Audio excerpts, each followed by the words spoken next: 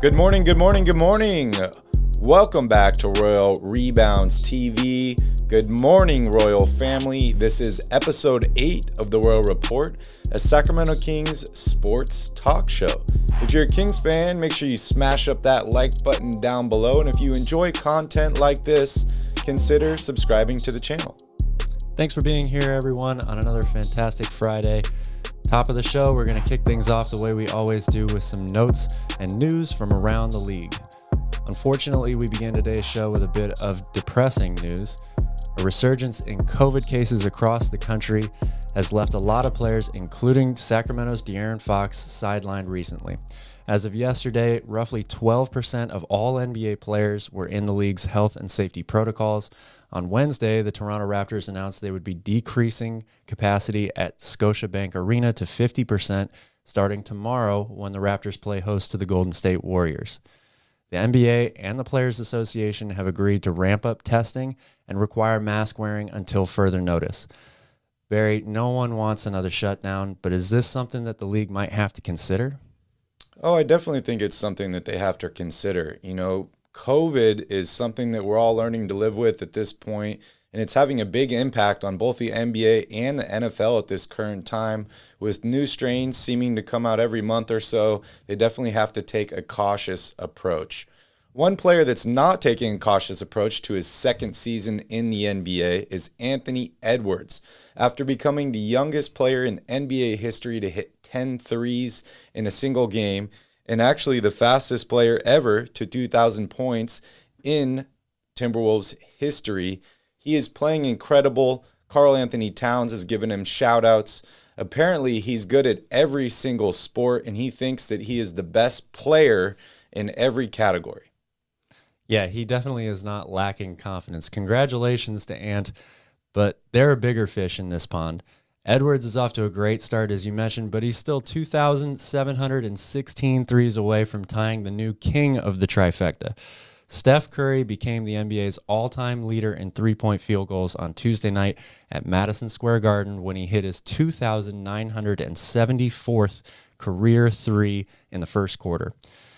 He was honored on the court by the likes of his father Dell, Reggie Miller, and Ray Allen. Even Spike Lee couldn't pass up an opportunity to take an on-court photo of the greatest shooter to ever live. Despite what it looked like, they did finish the game. The Warriors beat the Knicks 105-96. Barry, now that he has the record, the question is, how many threes will Steph end up with?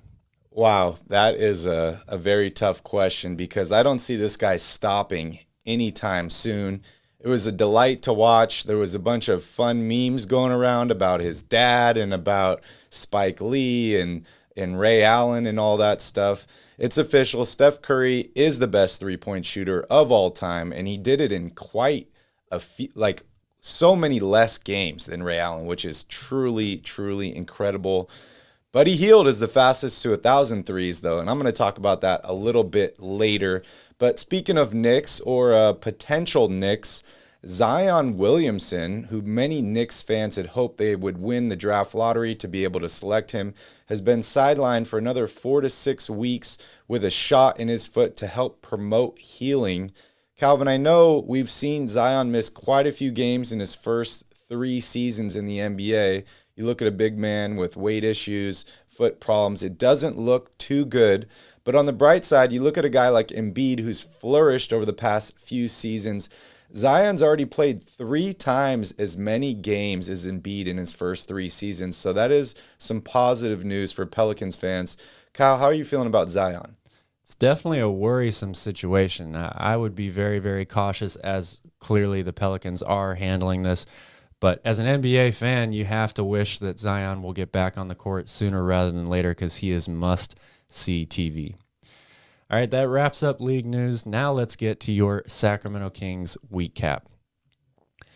The Kings had yet another tumultuous week. It began with a 3-game losing streak on the road, including a heartbreaking loss in Charlotte at the free throw line, followed by 2 blowout losses in Cleveland and Toronto.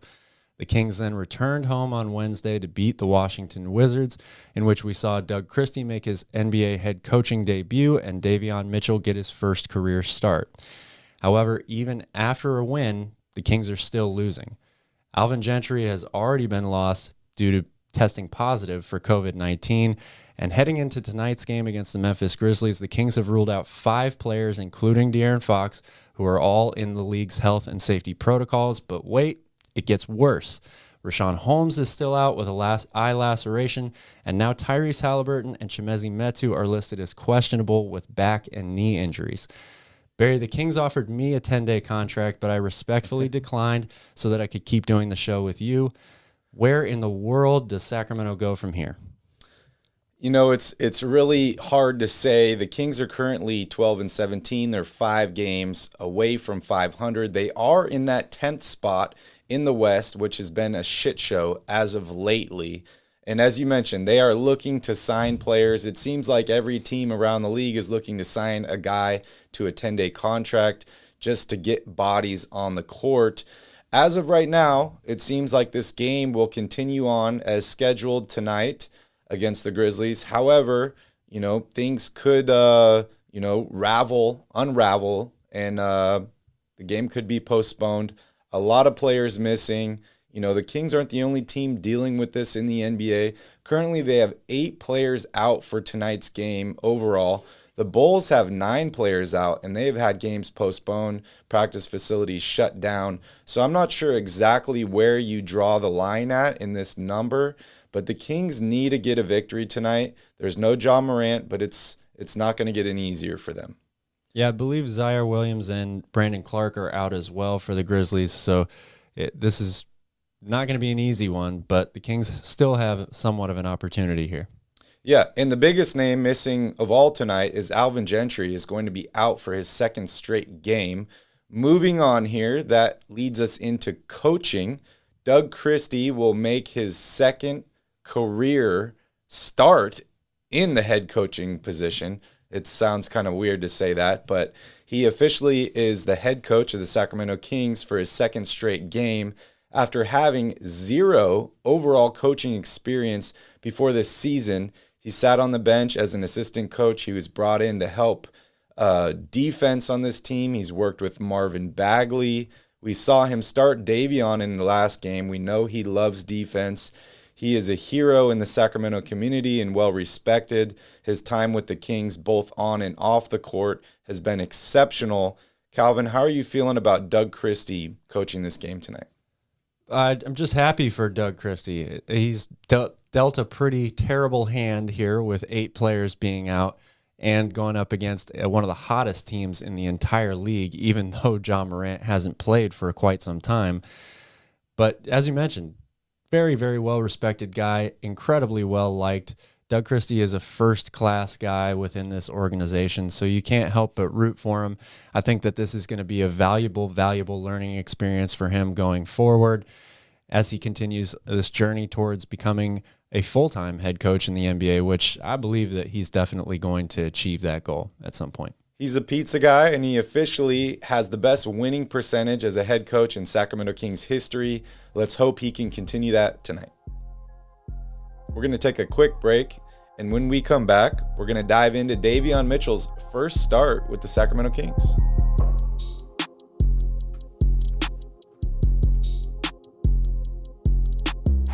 Welcome back to the Royal Report. Kings fans finally got to take an extensive look at the vaunted 3-guard lineup when Davion Mitchell made his first career start on Wednesday night alongside De'Aaron Fox and Tyrese Haliburton. Mitchell played 29 minutes, recording 13 points, 2 rebounds, and 5 assists as the Kings got the victory. Mitchell has struggled offensively early on this season, but he has turned it around dramatically in the month of December. This month, Davion is averaging 12 points, 3 rebounds, and 3 assists per game while shooting 49% from the field and 46% from 3. All right, Barry, we talked about it on an earlier episode of the Royal Report, but has Davion showed you enough to make you put him into the starting lineup permanently? Oh, man, that's a tough question. You know, this Kings team has really liked this small ball lineup. I'm not a huge fan of small ball, but I do like what I've seen from Davion. I do like the defense on this squad. He brings a lot to the table, and this Kings team has had really, really rough starts to games as of recently. So bringing a little bit more defense on the court is much, welcomed. However, starting lineups and finishing lineups are two different things. Davion obviously needs to be on the court for this Kings team. It's just a matter of when and where. I don't know if him starting through the rest of the season is the correct move. It really depends on what trades happen. We all talk about Monty drafting 2 point guards in consecutive years after your best player overall, De'Aaron Fox, is already a point guard, and what that means for the team moving along past the trade deadline and everything. A lot of these questions are going to be answered, but Davion has proven to me, it's only been one game, but he's shown me that he is a starting quality caliber guy in the NBA. It's just whether he fits with this team, whether they can play this small ball, especially against some of these bigger teams, and have some success. As you mentioned, in his first game ever starting in the NBA, 29 minutes, 13 points, 2 rebounds, and 5 assists. He's shooting much better, and he's showing he can do it on both the offensive and defensive end of the floor. Yeah, there's no question to me that Davion deserves to be out there, whether it's starting or playing starters minutes off the bench like we saw from Tyrese Haliburton last year. This guy is too good, and he completes one of the biggest areas of needs in defense. As far as starting him for the rest of the year, I'm not sure. It really depends on him. Part of the reason is because the Kings bench has been one of their biggest strengths. I like that being a continued strength going forward. And then if you were to start him, it would put a lot of pressure on guys like De'Aaron Fox and Tyrese Haliburton defensively, who are going to have to guard bigger players. They're certainly capable of it, but they haven't shown me consistently that they can do that on a good enough basis for me to say that that is the right starting lineup for the rest of the season, even though it probably is the best talented combination of players that the Kings can roll out there with when they get Richaun Holmes back, of course. But regardless, Davion Mitchell continues to improve. I think that is going to continue the rest of the season, and the Kings are going to need him big time if they're going to make any type of noise in the playoffs this year. Yeah, I think he's definitely going to get more opportunities due to injury and also this ongoing COVID outbreak. Let's talk about it. So Alvin Gentry was officially ruled out due to a positive COVID test just a few days ago, missed the last game. It has exploded since then. De'Aaron Fox and Alex Len have both tested positive for the virus. Lewis King, Terrence Davis, Marvin Bagley are all sidelined due to COVID protocols. They haven't tested positive yet, or we haven't heard of that. However, they are sidelined due to potential exposure to maybe some of these top players. It's weird when you talk about exposure because it's really who and when all these guys are exposed to each other at all times. We just heard about a players-only meeting just a few days ago, so it could expand beyond this. Other than COVID, we have Richaun Holmes out, still dealing with the eye injury. Tyrese Haliburton is dealing with some back soreness, and Chimezie Metu is dealing with some knee problems as well. So it's really tough. The game is still going on. As of this point, it could end up being postponed, but as of right now, the Kings are still playing the Grizzlies tonight. A lot of guys that we haven't seen are going to get a lot of minutes tonight, Cal. How are you feeling about this game? Well, I didn't feel good about this game before this COVID outbreak. I definitely don't feel good about it now. We just saw the Kings get completely waxed by the Grizzlies in Memphis not too long ago, and that was when they had everybody available. De'Aaron Fox has been playing amazing basketball lately. They're going to miss him very, very sorely. Harrison Barnes finally had a good fourth quarter, scored 19 points for the game against Washington. They're going to have to lean on him heavily, I think, with all these guys being out, especially if Fox and Haliburton are out. We just talked about Davion Mitchell. They're going to need him to step up. And Buddy Hield is going to have a good shooting night if the Kings are going to have any chance in this game. It's going to be an uphill battle regardless. And as you mentioned, the Kings are not the only team that are dealing with a COVID outbreak of pretty large proportions. The whole league is affected by this. The league does not want to cancel games. They would rather not postpone games because that creates a scheduling nightmare in a full 82-game season as opposed to the buffer they had last year with having 10 less games on the schedule. So this is a bad situation for everyone in the NBA, and we hope that it gets cleared up sooner rather than later. Yeah, who knows what's going to happen next? New strains, new contact tracing. The NBA has stepped up their testing now for vaccinated and unvaccinated players. The rules are different for each, but we see Toronto limiting capacity for fans. I think that's probably going to be the next step for the NBA to help prevent missing and postponing games, because that just drags on into the playoffs and stuff like that. And there's no Olympics this summer, so they have a little bit more flexibility there. But it's very, very tough situation. Very, very tough. Well, let's move on to a bit of a lighter note, even though it involves maybe losing some players on the Sacramento Kings. That's right. We're talking about trades again. The Kings have stumbled out of the gate to a 12-17 record. Luke Walton was let go, but the team continues to be mediocre at best. Consequently, the hot stove of trade talk continues to rapidly heat up as we approach the February 10th deadline. We've discussed nearly every trade we can think of here on Royal Rebounds TV, but Barry and I vow to leave no stone unturned as we're dealing with the team who has the NBA's longest playoff drought. All right, Barry, let's fire up that trade machine one more time, shall we? Well, there's been a lot of mention of trades around the Kings community with guys like Pascal Siakam, Ben Simmons, Brandon Ingram. We had mentioned maybe Zion Williamson or Gordon Hayward on the last episode and what trades we might like. I think at this point, no player on the Kings roster is untradeable. You're supposed to make this team better. They're not a good team right now. You need to do whatever you can do to improve this team. I really like a big gamble for Zion Williamson. I'm willing to give up some players, some picks for a guy like that. I think his potential is through the roof, and I think he could be the guy to help bring the Kings back to the playoffs. But it's really hard to say here. We're not in the GM's position. We don't have all the knowledge that he has. However, he needs to be making some phone calls here to all these teams. He needs to get a deal done. We talked about Miles Turner. We talked about Sabonis. I'm happy bringing any of these guys to the Kings team. I need some change. I need some fresh blood. I need some good players to build around. The Kings need to choose a direction, and they need to stick with it. And I think that first starts by making a big trade. Yeah, I think the biggest thing, like you said, for me is that the fans just need to hear that there are some talks happening for some of these deals. We've heard earlier this week that the Kings haven't even engaged Indiana in talks at all regarding Domantas Sabonis or Miles Turner. That's a huge mistake, in my opinion. Those two guys would be some of my highest priority people that are available right now. Zion Williamson is really interesting to me.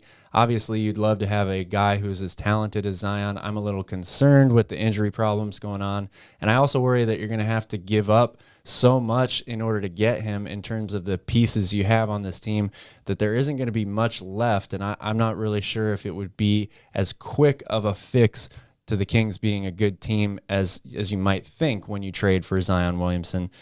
But to me, Miles Turner, Domantas Sabonis, even Ben Simmons, we've talked a lot about Ben Simmons all year long.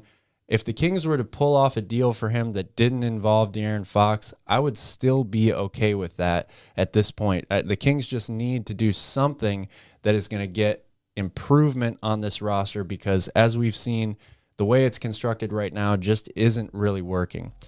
We're going to take a quick break, and we'll be right back to answer your questions here with some fan mail. Cowbell Questions is next.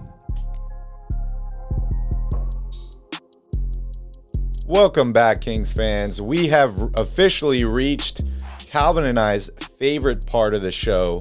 We get to ring the cowbell here, and we're answering cowbell questions. That's right, questions from you, the fans. Thank you so much for submitting all your questions. And if you would like to submit a question for next week's episode, make sure you drop it down below in the comments. Hashtag it CowbellQuestions. All right, Calvin, starting off here. First question. Sacramento Kings, best player, highest ceiling. This is an easy one for me, and the answer to these are both the same person. It's got to be De'Aaron Fox, right? How could you not say that he's the best player on this team? 25 points a game last year. Everyone thought he was an all-star snub. Started slow this year, but has really come on as of late. Couple 30-point games recently. The guy is just so talented with the ball in his hands. He's a blur in the open court, gets to the basket literally at will, and when he's knocking down that mid-range jump shot, he's almost impossible to defend.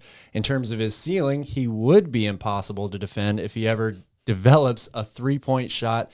And if he plays defense consistently the way that I think he's capable of, he's one of the best two-way players in the game. So we're not just talking about the best player on this team. We're talking about one of the best players in the entire league, Barry.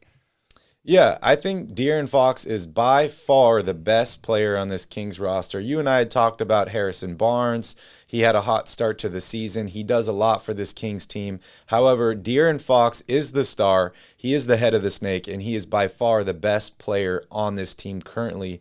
However, as far as ceiling goes, I'm going to have to disagree with you, Cal. I want to go with Tyrese. I want to go with Davion. I'm a toss-up between those two guys. I just feel like they do everything, and they're a little bit more well-rounded than De'Aaron Fox. And that's not a knock on De'Aaron at all, because he's a phenomenal player. It just shows you how high I am on Tyrese and Davion. I feel like their potential is just through the roof. Yep, they definitely have a lot of potential as well. All right, let's take our next question here. Barry, who is the better choice for the Kings at head coach for the rest of the season, Doug Christie or Alvin Gentry? Well, also another tough question here. You know, first off, I want to preface this by saying I don't think either coach is going to get this team where we all want to go. They're both put in tough positions on a team that's potentially rebuilding, potentially not. You know, who knows what this Kings team is doing at this point, how the next month or so of action will go leading up to the trade deadline, and what moves will be made. I do have to say, though, as a Kings fan, I really like seeing Doug Christie out there. The Kings need some defense. That has been their biggest issue in the past few seasons. Alvin Gentry is not a defensive-oriented guy. He wants to play fast. He might be good for De'Aaron Fox. However, I think that Doug Christie is an exciting guy. He's well-respected in the community. He praises defense. I'd love to see Doug Christie be the head coach through the rest of the season. I would love to see Doug Christie be the head coach for the rest of the season just because I'm a big fan of him. But it's Alvin Gentry. He's the better choice right now. The Kings are in a difficult position with an interim head coach. This is a guy who's been in that role many times before. He's had success in that role before. Doug, remember, hasn't even made it through his first full year on the bench as an NBA head coach. So for him to all of a sudden be the head coach for the rest of the season, I think is asking a little much. And yes, he is a defensive-minded guy, but keep in mind, the Kings have defensive-minded coaches on this bench. They've had them all year and going back to last year. Mike Longobardi, Doug Christie, and they're still not playing at the level that we would want to see them play defensively. So I don't think making Doug the head coach for the rest of the year necessarily changes that all that much. I would rather stick with a guy who I know has been in this situation before and I know can lead us, perhaps into the playoffs, but is going to be, I have more confidence in Alvin Gentry being in this position than I do a guy who is still learning the ropes. Yeah, I do agree with you there. I think this next week of Kings action with Gentry sidelined with COVID will give us a little bit more insight. We're going to get to see Davion Mitchell starting at the point guard position with Tyrese and De'Aaron Fox out. And we're going to get to see Gentry out for a couple more games, giving Doug Christie, some opportunities here. So, ask us this question again next week. I think we'll have a little bit more insight on the question. Speaking of guys that are out, Richaun Holmes is still out. And I want to know about his future in Sacramento, Cal. Well, as of right now, the guy just signed a new contract. So he's locked up with Sacramento for, I believe it's the next 3 years after this. I'm a big Richaun Holmes fan. I would love to see him stay in Sacramento for the remainder of that contract. We all see every time that he misses a game, which he's done quite frequently this year how valuable he is to this team. He brings so much energy, rebounding, defense, even for a guy who's undersized. The push shot is everybody's favorite thing in the NBA right now, and he's very, very efficient. He's been in the top 2 in field goal percentage in the entire NBA for the last 2 seasons. So this is a really, really important player for the Kings. That being said, if you had an opportunity to trade for somebody who I felt like was a very good starting center, I wouldn't be opposed to Richaun Holmes being a part of that deal when he is, in fact, eligible to be traded next month. But I would expect to see Richaun Holmes in a Kings uniform definitely for the remainder of this season, and I think it's going to be longer than that. Yeah, I've loved what Richaun Holmes has brought to the Kings and what he's shown on the court. Only player in a Kings jersey to have a 2020 game this season, and he has played incredible when he has been available. He has been dealing with injuries lately, and it seems to be eye injuries every time, which is quite strange and not lucky for him. As you mentioned, he's not eligible to be traded until January 14th, so he'll be on this roster at least for the next month or so. Coming up to this trade deadline is going to be very important for Richaun Holmes. The Kings are going to be, choosing a direction here. They're going to figure out exactly what they want to have on this roster in terms of the rest of the season. And then at the end of this year, choosing a new coach, style of play could change. Some of these players could change. That is really what's important as far as Richaun Holmes goes. Is he going to fit with what this new coaching staff likes, with what this new playing style is going to be? That is yet to be seen. I love what I've seen from Richaun Holmes. I want to get him on the court. I think he helps the Kings win games. But I think we're going to revisit this most likely at the end of the season when the new coach is hired. Thank you all for submitting your questions. We really appreciate it. Like I said before, if you do want to submit a question for Cowbell Questions, just write it down below in the comments and hashtag it CowbellQuestions. Moving on to this next category, Cal, we have to wish Buddy Hield a happy birthday. That's right. Today is Buddy Hield's birthday, so happy birthday to the Kings shooting guard.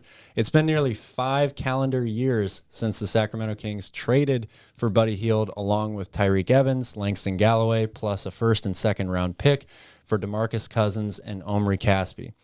In that time, Kings fans have seen it all from the high volume shooter, the good, the bad, and of course, the Buddy.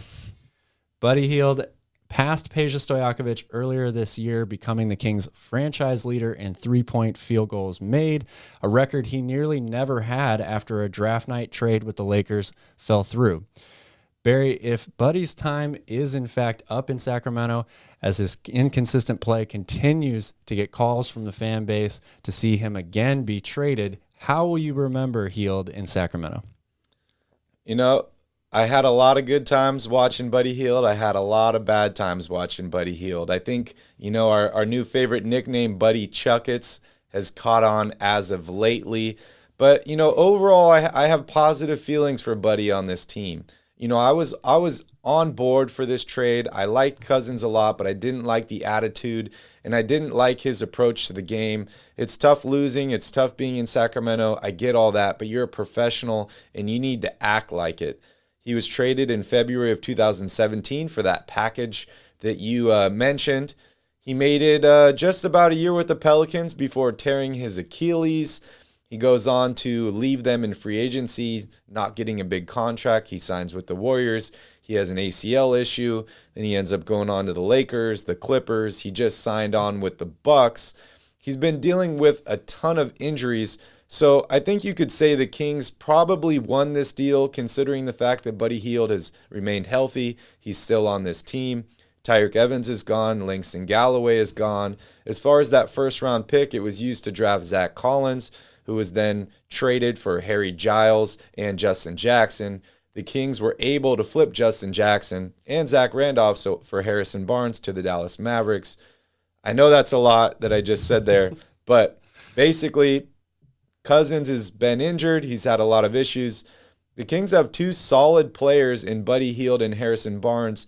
I know I've been critical of Buddy at times, but he is a solid NBA player. We'll see what ends up happening before this trade deadline, what the Kings are able to flip potentially Harrison Barnes and Buddy Hield 4. But I think we could successfully say the Kings won this deal.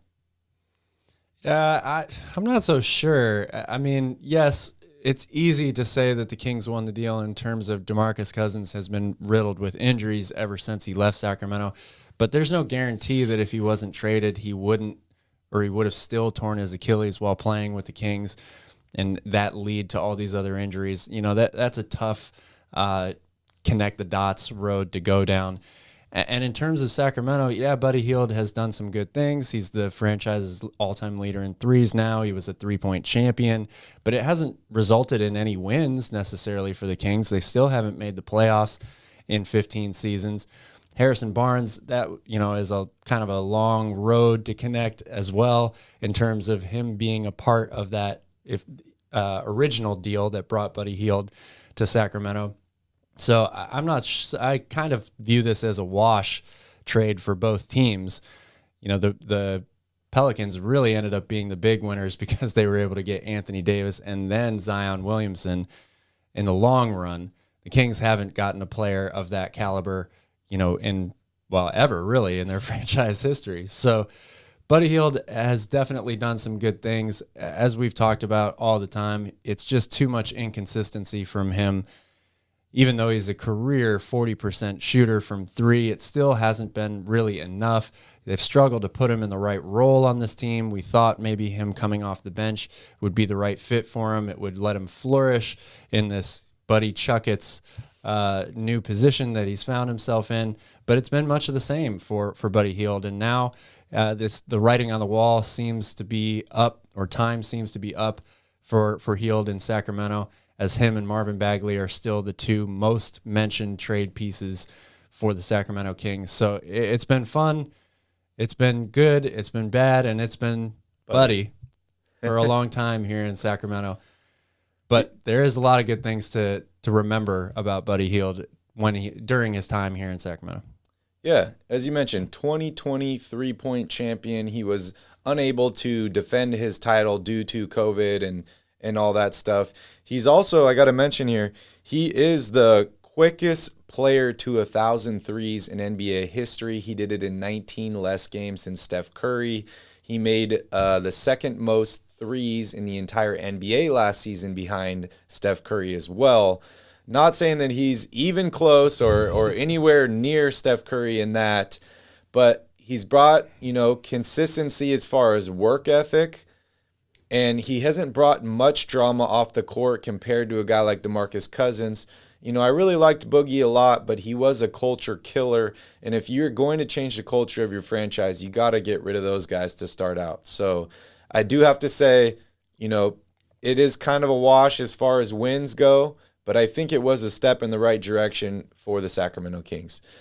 Speaking of steps in the right direction, we have another week of basketball coming up. 3 of these games are at home. The next one is about an hour away in San Francisco against the Warriors. We have Grizzlies tonight. As long as that game is still going on, then we have the Spurs, Warriors, and the Clippers. The schedule is difficult. The Kings got 2 wins against the Clippers this season already. They got pummeled by the Grizzlies. The Spurs are the question mark for me. They have been playing better as of late. However, they are below the Kings as far as talent goes, in my opinion, and they are rebuilding.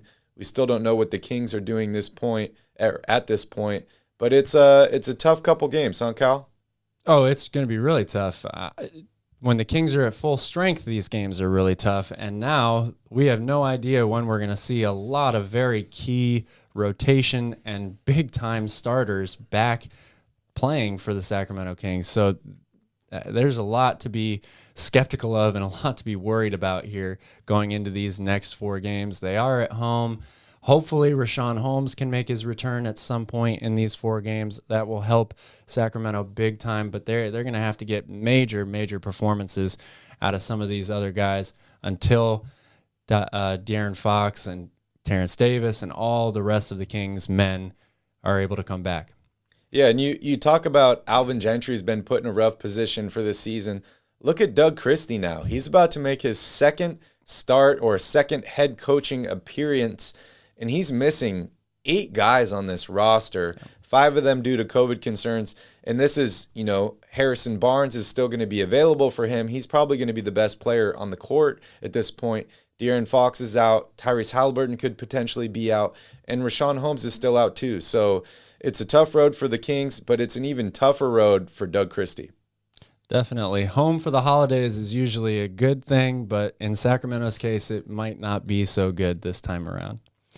We want to thank you for watching. That's all the time we have for today's show. This is the Royal Report. We are back next Friday with another episode. We will be live post-game after the Memphis Grizzlies play the Kings in Golden One Center tonight, assuming the game is still on, so be sure to tune in for that. And if you want more awesome Kings content like this, subscribe to Royal Rebounds TV on YouTube. Check out our 2K rebuild that Barry and I did just yesterday.